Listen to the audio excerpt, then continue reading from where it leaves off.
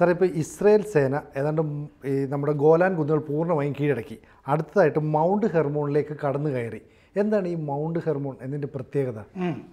Mount Hermon മുഴുവനിപ്പോൾ Israel പിടിച്ചിട്ടുണ്ട്.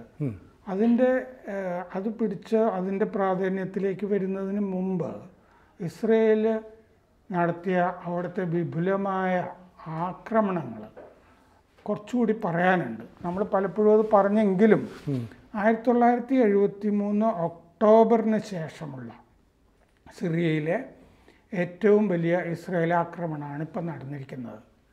മുമ്പ് 1967 6 days വാർ, 6 ദിവസത്തെ യുദ്ധം, അതിലാണ് ഗോലാൻ കുന്നുകൾ പിടിച്ചത് സിറിയയിൽ നിന്ന്. ഗോലാൻ കുന്നുകൾ പ്രധാനമാണ് പലതരത്തിൽ, കാരണം അവിടെ എണ്ണ നിക്ഷേപമുണ്ട് കുന്നുകളിൽ. ഇപ്പോൾ മൗണ്ട് ഹെർമോൺ കൂടി പിടിച്ചിരിക്കുന്നു. പക്ഷേ അത് സിറിയയിലേക്ക് കൂടുതൽ ഗോലാൻ കുന്നുകളല്ലാതെ കൂടുതൽ പ്രദേശങ്ങളിലും കൂടി കയറിയിട്ടാണ് ഇത് ചെയ്തിരിക്കുന്നത്.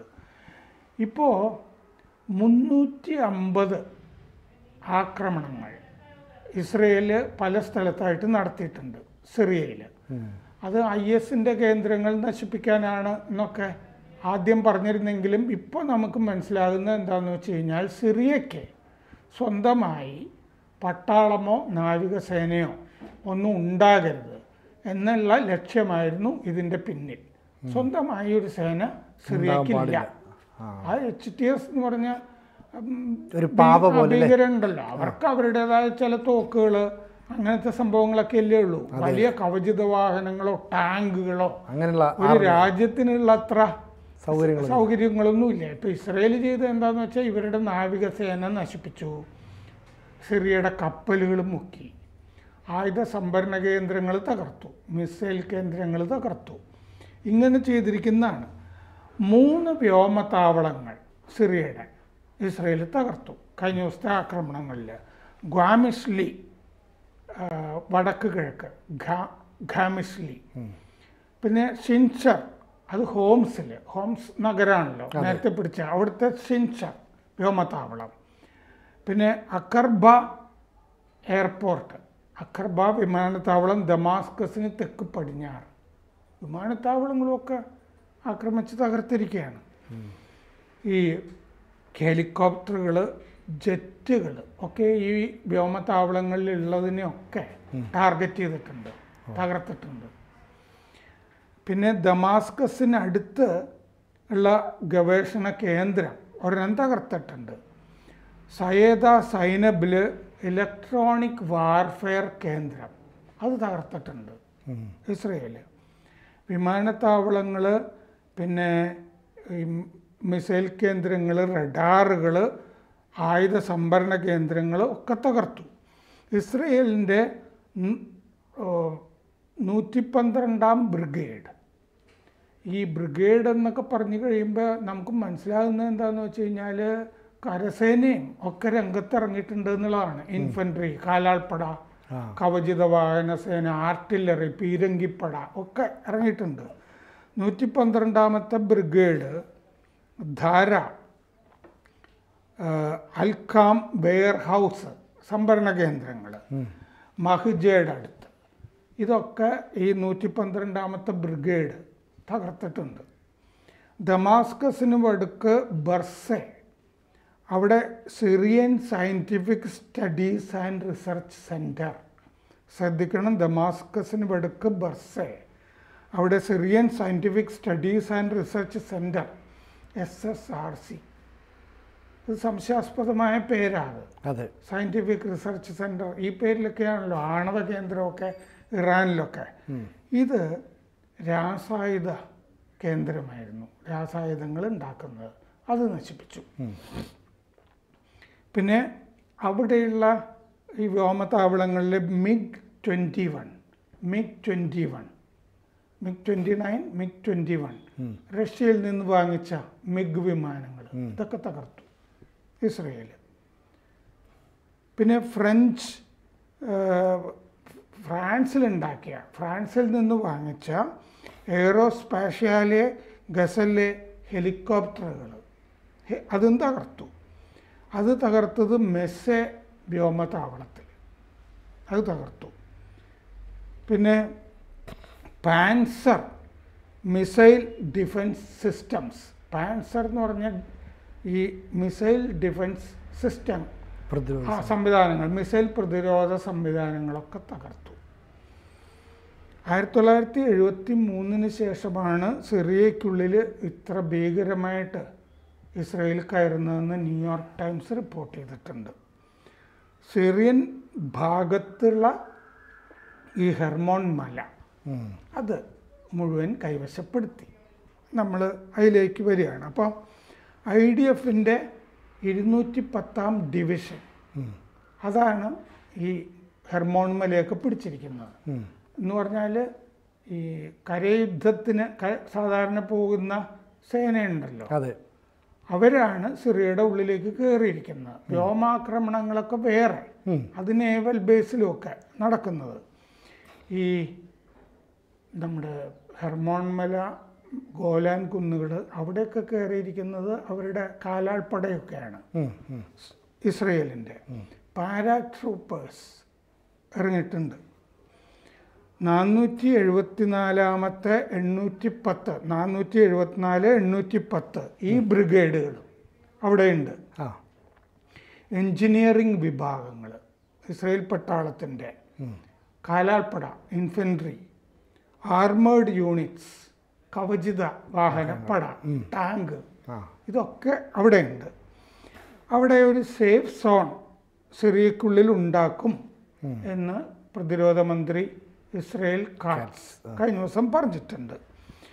കൊത്താന എന്ന് പറഞ്ഞ സ്ഥലം വരെ എത്തിയിട്ടുണ്ട് സിറിയയിൽ, ദമാസ്കസിൻ്റെ അപ്പുറത്ത്, അടുത്ത് ഗോലാൻ കുന്ന് കഴിഞ്ഞിട്ട്. അപ്പോൾ ഈ ഹെർമോൺ മല പിടിച്ചല്ലോ, അത് ബൈബിളിൽ പറഞ്ഞിട്ടുള്ള മലയാണ്. ആ മലയുടെ പ്രാധാന്യം എന്താണ് എന്ന് ഈ ഇസ്രയേലിൻ്റെ F-16 വിമാനത്തിൻ്റെ പൈലറ്റായിരുന്ന നഫ്താലി ഹസോണി വിശദീകരിക്കുന്നുണ്ട്.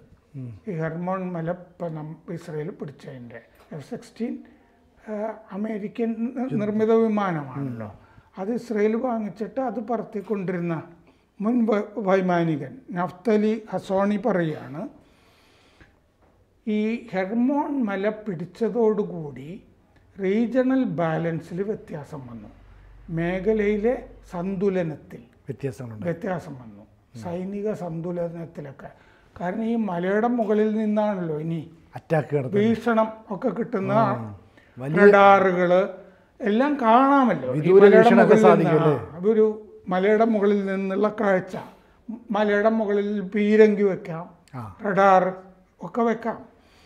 അപ്പോൾ റീജിയണൽ ബാലൻസ് മാറി. സിറിയയിലെ ഏറ്റവും വലിയ മലയാണത്. 2814 മീറ്ററാണ് ഉയരം. ദമാസ്കസിൽ നിന്ന് 40 കിലോമീറ്ററാണ് ദൂരം ഈ മലയ്ക്ക്. ഇസ്രയേലിൻ്റെ പീരങ്കികൾ ദമാസ്കസിലെത്തും. ഈ മലയിൽ നിന്ന് പീരങ്കി പൊട്ടിച്ചാൽ ദമാസ്കസിലെത്തും. അങ്ങനെയാണ്. പ്രകൃത്യാ ഉള്ള ഒരു കോട്ടയാണത്, ഫോർട്ട് പോലെ കോട്ട. ഇസ്രയേലിൻ്റെ വടക്കൻ ഈ പ്രതിരോധത്തിന് ഉണ്ടായിരുന്ന ഭീഷണിയൊക്കെ ഇതോടുകൂടി അവസാനിക്കുകയാണ്. പല അയൽ രാജ്യങ്ങളിൽ നിന്നുണ്ടാകുന്നത്. ഇസ്രയേലിൻ്റെ റഡാറിൽ ഈ വടക്കൻ ഭാഗങ്ങളൊന്നും വന്നിരുന്നില്ല നേരത്തെ റഡാറിൽ വരാതിരുന്ന സ്ഥലങ്ങളൊക്കെ ഈ മുകളിൽ നിന്ന്. മുമ്പ് സിറിയയുടെ കയ്യിലല്ലേ ഇത്. അപ്പോൾ അവർക്കാണ് ഇസ്രയേലിൻ്റെ വടക്കൻ പ്രദേശങ്ങളൊക്കെ കണ്ടുകൊണ്ടിരുന്നത്. ഇസ്രയേൽ ഇത് താഴെ നിന്ന് നോക്കണമല്ലോ, മുകളിലൊന്നും കാണുകയില്ല, മലയുടെ മുകളിൽ.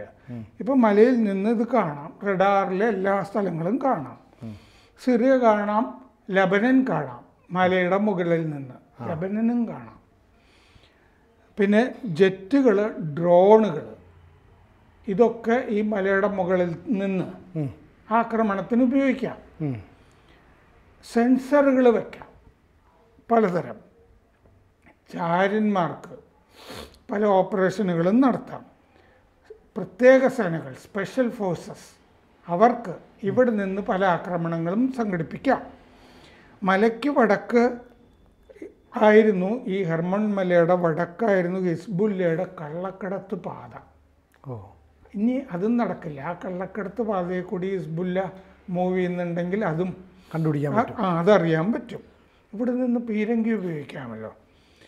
ഇപ്പം ബക്ക താഴ്വര ഈ മലയുടെ മുകളിൽ നിന്നാൽ കാണാം. ഏത് ശത്രുവിനെയും കാണാം. ഡ്രോണുകൾ, സർഫസ് ടു സർഫസ്, കരയിൽ നിന്ന് കരയിലേക്കുള്ള മിസൈലുകൾ അയക്കാം. ലേസർ ഗൈഡഡ് ബോംബുകൾ പ്രയോഗിക്കാം ഇവിടെ നിന്ന്. വടക്കൻ ഇസ്രയേലികൾക്ക് ഇനി സമാധാനമായിട്ട് ഉറങ്ങാം. എന്ന് പറഞ്ഞാൽ തെക്കൻ ലെബനൻ്റെ അപ്പുറത്താണല്ലോ വടക്കൻ ഇസ്രയേൽ. അവിടെ നിന്ന് 60,000 പേര് ഈ ഹിസ്ബുല്ലയുടെ ആക്രമണം കാരണം പലായനം ചെയ്തിരുന്നു. അവർ തിരിച്ചു വന്നാൽ ഇനി ഇപ്പോൾ വെടിനിർത്തലായല്ലോ, തിരിച്ചു വരേണ്ട ഘട്ടമാണ്. തിരിച്ചു വന്നാൽ അവർക്കിനി സമാധാനമായിട്ട് ഉറങ്ങാം. ഹെർമോൺ മല ഒരു വലിയ കോട്ടയായിട്ട് ഇസ്രയേലിനെ തുണയ്ക്കാനായിട്ട് വന്നു. ശരിക്കും പറഞ്ഞാൽ ഈ സിറിയയെ അറ്റാക്ക് ചെയ്ത് വിമതർ കീഴ്പ്പെടുത്തിയെങ്കിലും ആത്യന്തികമായി നേട്ടം ഉണ്ടാക്കിയത് ഇസ്രയേലാണെന്ന് പറയാം അല്ലേ? ഇസ്രയേലും അമേരിക്കയുമാണ്. അപ്പോൾ ഒരുപക്ഷെ രാജ്യത്തിൻ്റെ വിസ്തൃതി വർദ്ധിപ്പിക്കുക എന്ന് പറയുന്ന ഗൂഢലക്ഷ്യം ഇതിൻ്റെ കൂട്ടത്തിൽ തന്നെ നടപ്പാക്കുകയായിരിക്കും അല്ലേ? അതുണ്ടല്ലോ. 6000 സ്ക്വയർ കിലോമീറ്റർ, ചതുരശ്ര കിലോമീറ്റർ സ്ഥലം ഈ ഗോലാൻ കുന്നും കുറച്ചും കൂടിയും പിടിച്ചു കഴിഞ്ഞപ്പോൾ തന്നെ കിട്ടിക്കഴിഞ്ഞല്ലോ. ഇത് ബൈബിളിൽ നിയമാവർത്തനം ഡ്യൂട്ടറോണമി എന്ന് പറഞ്ഞ ഭാഗത്ത് ഹെർമോൺ കുന്ന് പരാമർശിക്കുന്നുണ്ട്. യോശുവ എന്ന് പറഞ്ഞ പ്രവാചകൻ ഇതിനെ ഈ ഹെർമോൺ കുന്ന് പറ്റി പറയുന്നുണ്ട്. ഈ അമോറിയ രാജ്യത്തിൻ്റെ വടക്കൻ അതിർത്തിയാണ് ഹെർമോൺ മലകൾ എന്ന് പറഞ്ഞിട്ടുണ്ട്. യോർദാൻ നദിക്ക് കിഴക്കുള്ള മനാശെ ഗോത്രത്തിന് യോശുവ കൊടുത്ത മലയാണിത്, ഹെർമോൺ. ഹെർമോൺ എന്ന് പറയുന്നുണ്ട് അതിൻ്റെ അകത്ത്. ഹെർമോൺ കുന്നിന് വേറെ ഗോത്രങ്ങൾ സിറിയോൺ, സെനീർ എന്നൊക്കെ പേര് പറയുന്നുണ്ട് ബൈബിളിൽ. സിറിയോൺ, സെനീർ എന്നൊക്കെ. യേശു ശിഷ്യന്മാരായ പത്രോസ്, ജെയിംസ്, ജോൺ പിന്നെ എന്നിവരെയും കൊണ്ട്, ഈ പത്രോസ്, ജെയിംസ്, ജോൺ എന്നിവരെയും കൊണ്ട് ഈ ഹെർമോൺ മലയിലേക്ക് പോയിട്ട് ഒരു പ്രകാശരൂപമായി പരിണമിക്കുന്നത് ഈ പുതിയ നിയമത്തിൽ, മറ്റേത് പഴയ നിയമമാണ് പറഞ്ഞത്, പുതിയ നിയമത്തിൽ യേശു ഒരു പ്രകാശരൂപമായിട്ട്, ഇത് ചിത്രങ്ങളിൽ കാണാം. ഇങ്ങനെ ശിഷ്യന്മാർ നിൽക്കുമ്പോൾ ഒരു മലയുടെ മുകളിൽ യേശു ഒരു പ്രകാശരൂപമായിട്ട് വിളങ്ങുന്നത് കാണാം. അതാണ് ഹെർമോൺ മല എന്ന് പറയുന്നത്. എന്നിട്ട് ആ ശിഷ്യന്മാരുടെ സാന്നിധ്യത്തിൽ യേശു മോശയോടും ഏലിയായോടും സംസാരിക്കുന്നതും ഒക്കെ ഈ ശിഷ്യന്മാർ കാണുന്നതൊക്കെ ഈ ഹെർമോൺ മലയുടെ മുകളിൽ വെച്ചിട്ടാണ്. അങ്ങനെ ഈ ബൈബിൾ സംബന്ധിയായിട്ട് വലിയ പ്രാധാന്യമുള്ള ഒരു മലയാണ് ഹെർമോൺ. അപ്പോൾ ബൈബിളിൽ പറയുന്ന പല സ്ഥലങ്ങളും, ഇപ്പോൾ വെസ്റ്റ് ബാങ്കിൻ്റെ പേര് ഒക്കെ യഹൂദിയ എന്നൊക്കെ പറഞ്ഞ് മാറ്റാൻ പോവാണല്ലോ. അപ്പോൾ അങ്ങനത്തെ സ്ഥലങ്ങൾ വന്നു. ഇപ്പോൾ ഹെർമോണും വന്നു. അപ്പോൾ യേശുവിനോട് ഏറ്റവും അടുത്ത് നിൽക്കുന്നവരാണ് ജൂതന്മാരെന്നാണ് പറയപ്പെടുന്നത്. അപ്പോൾ ബൈബിളിലെ പല നേരത്തെ നമ്മൾ കേട്ടിട്ടുള്ള പല സ്ഥലങ്ങൾ, അവിടെ ഒരു തിരുത്തുണ്ട്. യേശു ജൂതനാ. അപ്പോൾ യേശുവിൻ്റെ ഏറ്റവും വെച്ചിട്ട് പിന്നീട് സഭയാണല്ലോ ക്രിസ്തുമതം ഉണ്ടാക്കുന്നത്. ശരി. അപ്പോൾ യേശുവിൻ്റെ ശരിക്കും പിൻഗാമികൾ എന്ന് പോലും പറയാം അല്ലേ ജൂതന്മാരെ? പിൻഗാമികളാണ്. അപ്പോൾ ഈ ജൂതന്മാർ ബൈബിളിൽ നടന്ന, അല്ലെ ബൈബിളിൽ നമ്മൾ വായിച്ച പല കാര്യങ്ങളും ഇവിടെ നടപ്പാക്കിക്കൊണ്ടിരുന്നു ഈ യുദ്ധത്തിൻ്റെ ഭാഗമായിട്ട് തന്നെ അല്ലേ? അപ്പോൾ ഈ ഗോലാൻ കുന്ന്, അതുപോലെ തന്നെ ഗാസ, വെസ്റ്റ് ബാങ്ക് ഇതെല്ലാം പിടിക്കുമ്പോൾ തന്നെ ജൂതന്മാർ അവർ ബൈബിളിലേക്ക് നടന്നു കയറുന്നു എന്നാണ് മനസ്സിലാകുന്നത് അല്ലേ? മാത്രമല്ല അവരുടെ സനാതനധർമ്മം നിർവഹിക്കുകയാണ്. അവരിൽ ശരിക്കും ചേരേണ്ട ഭൂപ്രദേശങ്ങൾ യഹൂദന്മാരിൽ ചെന്ന് ചേരുകയാണ്. അതാണിപ്പോൾ കാണുന്നത്. അതാണ് ഈ സനാതനധർമ്മത്തിൻ്റെ ശക്തി എന്ന് പറയുന്നത്. ഈ മാർക്സിസ്റ്റുകൾക്കും കപട മതേതര ശക്തികൾക്കൊക്കെ അറിയാത്തൊരു സംഭവമാണിത്. ഇതാണ് സനാതനധർമ്മം. കൂടുതൽ വാർത്തകളും വിശേഷങ്ങളും നിങ്ങളിലേക്ക് എത്താൻ ABC മലയാളം സബ്സ്ക്രൈബ് ചെയ്യുക, ബെൽ ബട്ടണും അമർത്തുക.